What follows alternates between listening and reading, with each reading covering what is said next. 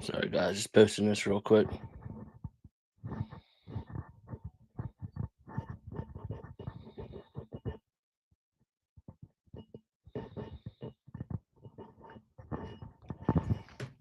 Oh, need that.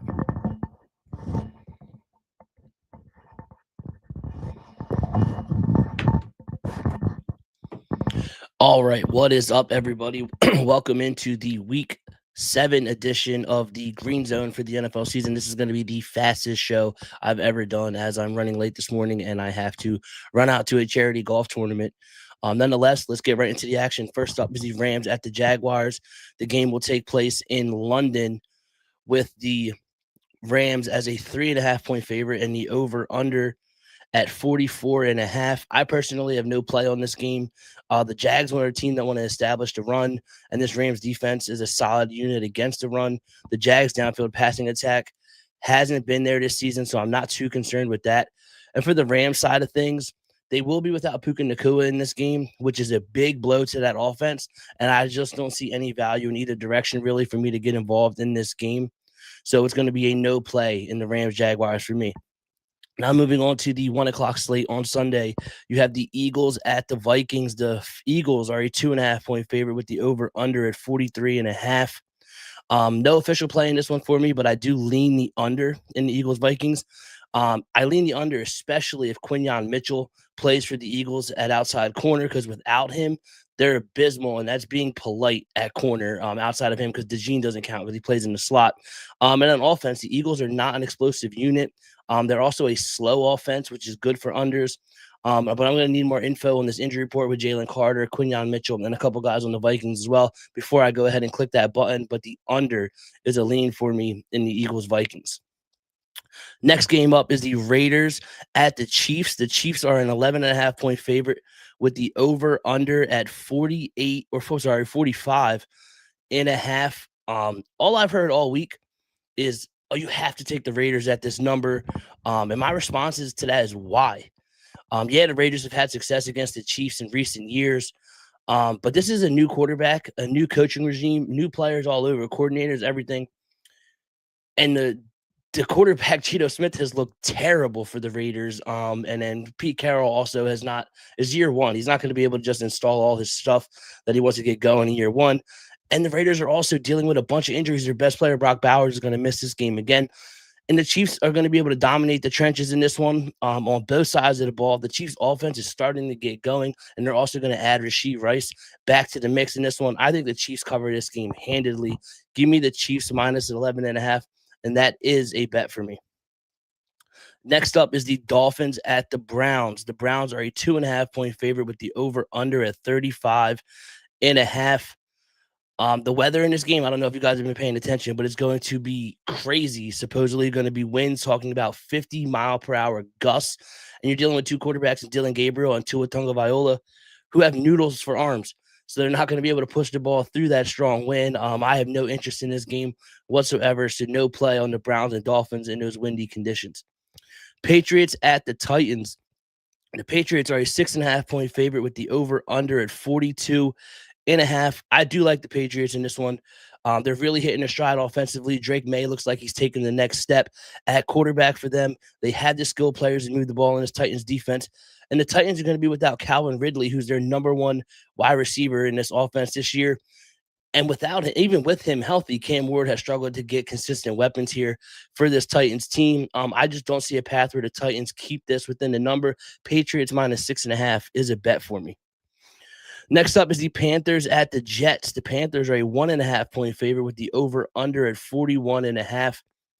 Now, I feel like we've gotten burned a couple times this year on the unders in Panthers games, but I'm showing value on it again.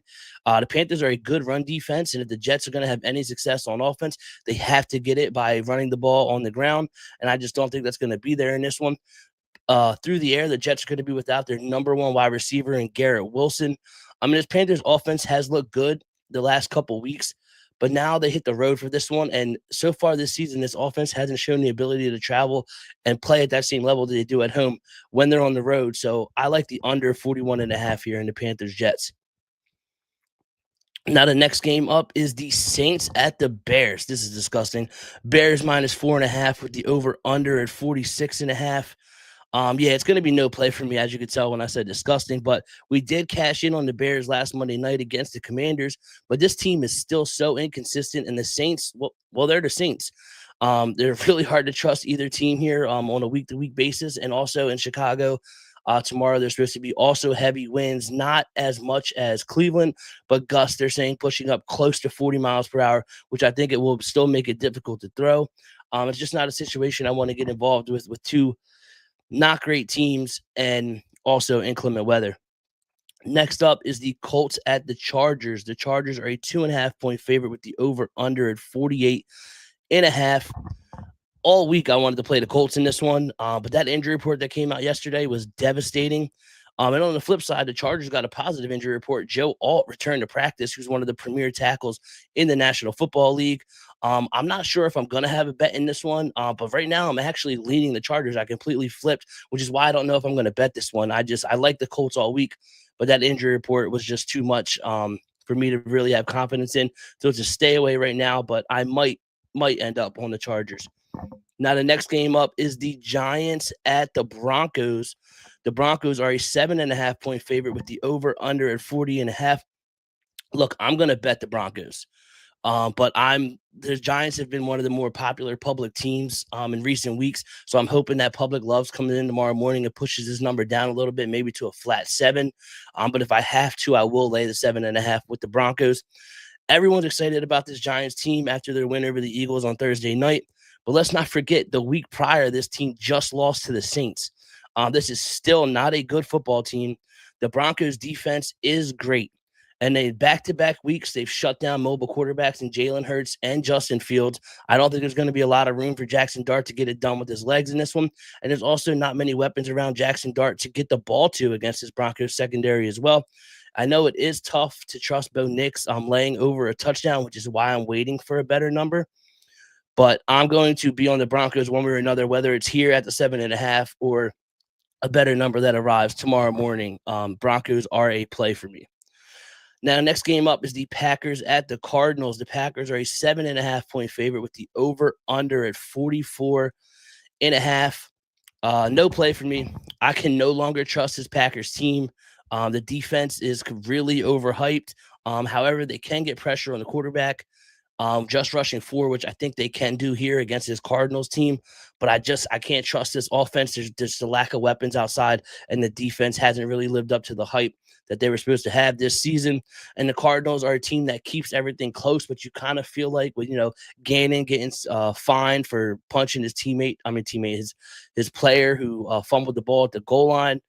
You just feel like it's kind of too chaotic around this Cardinals team right now, and the bottom could fall out at any time. And I just don't want to get involved here. So no play for me in the Packers. Cardinals. Next game up is the Commanders at the Cowboys. The Cowboys are a 1.5 point favorite with the over under at 54.5.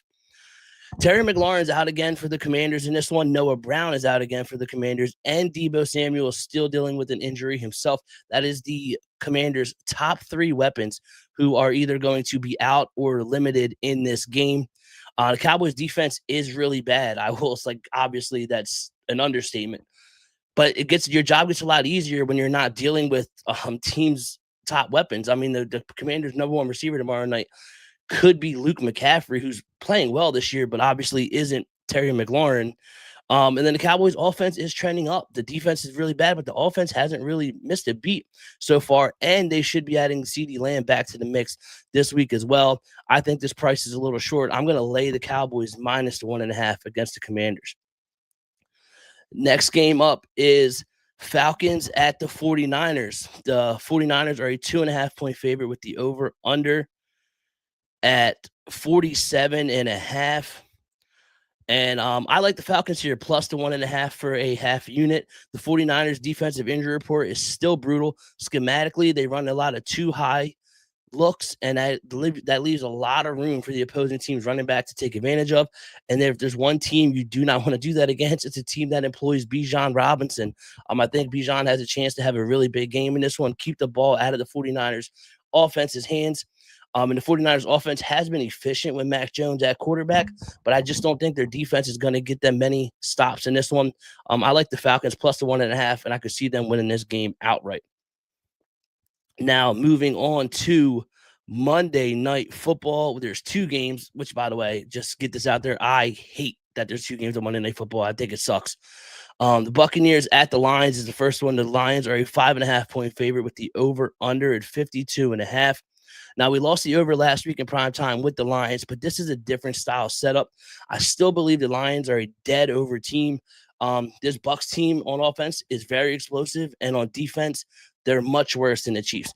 Detroit is still banged up in the secondary, and now you add Brian Branch, who's going to be suspended in this game for hitting Juju Smith-Schuster after the game last week. And then offensively, Detroit is going to get their points as well. So I really like this over here. I think this game is going to fly over the total, and the over 52.5 is one of my favorite bets this week. Now, the second Monday night game is the Texans at the Seahawks. I have nothing on that game yet. I'm still monitoring some injuries in the Seattle secondary, which I feel like is a weekly occurrence. So nothing for me in Seattle Texans. So recap, my red hot locks this week are Chiefs minus 11.5 for 1 unit. The Patriots minus 6.5 for 1 unit. The Panthers Jets under 41.5 for a half unit. The Broncos minus 7.5 for a half unit, but wait for a better number if possible tomorrow morning. Cowboys minus 1.5 for a half unit. Falcons plus 1.5 for a half unit. And the Bucks Lions over 52.5 for 1 unit. My parlay of the day, which I guess I like to say parlay of the day because usually every game's on Sunday, but the last leg of this parlay will actually be Monday Night Football. That being said, parlay today is always 1 unit, and this one is plus 595. Chiefs minus 11.5. Patriots minus 6.5. And then that third leg will be the Bucks Lions over 52.5. Now, moving on to college football, which will kick off in a little over an hour here. I actually have a bunch of plays. This is easily my biggest card of college football yet this year. So let's get into it. Duke minus 3.5 versus Georgia Tech for a half unit. Duke quarterback Darian Mensah has been locked in recently. He's had just one turnover-worthy play in the last 3 weeks, and just Georgia Tech secondary is outside the top 100 in terms of coverage. Duke head coach Manny Diaz is one of the best defensive minds there is, and Georgia Tech is pretty one-dimensional on offense. The way you attack this Duke defense is with the downfield passing, and Georgia Tech can't do that. Quarterback Haynes King is a run-first quarterback, and they're going to struggle to run the ball against his Duke front as well. Duke also has a big advantage when it comes to havoc. I think Duke covers this number and gives Georgia Tech their first loss this weekend. Give me the Duke Blue Devils minus 3.5. Next up, Georgia minus 7.5 versus Ole Miss. On offense, Ole Miss wants to run the inside zone, and quarterback Chambers can scramble and run around and make plays and get guys in space. But this Georgia defense has a 60% success rate against inside zone, so they should take that away. And Georgia doesn't miss tackles in space. They only have 17 missed tackles all year. And Georgia should have their way with this Ole Miss defense as well. I think there's big blowout potential. I love Georgia minus 7.5 against Ole Miss today. Now, Notre Dame USC on the anniversary of the Bush push. If you're not familiar with that, go look it up on YouTube. If you're a part of the younger crowd who was not around or following football when that happened, look it up. Huge deal for USC Notre Dame. That being said, USC is dealing with a boatload of injuries to their running back room and on their defense. They may be also in some inclement weather in this one, which favors the better running team, which obviously is Notre Dame. They're the better running team in every matchup they have, as they have the best running back duo in the country. Notre Dame will also be getting Leonard Moore back in their secondary, who is their best player on defense. And USC just does not travel to the eastern side of the U.S. Well, Lane Kiffin, Lincoln Riley has really struggled when he's had to come to the East Coast. I know Indiana's not that far, but it's still traveling through multiple time zones. So I think the Irish get it done here, and in a big way. I think this is going to be a playoff committee show that Notre Dame puts on tonight to solidify themselves to have a shot at the college football playoff. Give me Notre Dame minus 10.5 for 1 unit, and then Notre Dame team total over 35.5 for a half unit. Moving on, LSU plus 2.5 versus Vanderbilt.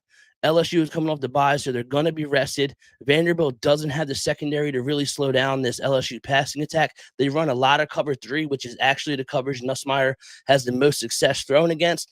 I like this matchup for LSU. I think they covered 2.5, and I think they get the win outright here against Vanderbilt today. Now, the last play of college football will be Texas A&M minus 7.5 versus Arkansas. Arkansas is coming off an inspired effort where they almost upset Tennessee, and this is a classic letdown spot after an emotional game like that. Texas A&M is one of the best teams in the country, a legitimate national title contender, and I think they roll the Razorbacks here. So to recap my college football red hot locks for today, Duke minus 3.5 for 1 unit, Georgia minus 7.5 for 1 unit, Notre Dame minus 10.5 for 1 unit, Notre Dame team total over 35.5 for 1 unit, LSU plus 2.5 for 1 unit, and Texas A&M minus 7.5 for 1 unit. That'll do it. Show is available on YouTube. If you miss anything, you can go back and watch. I know this one was kind of quick because I'm heading out to a golf tournament. That being said, feel really good about this weekend. I think we're going to hit the green again. As always, best of luck, bet responsibly, and I'll talk to you next week.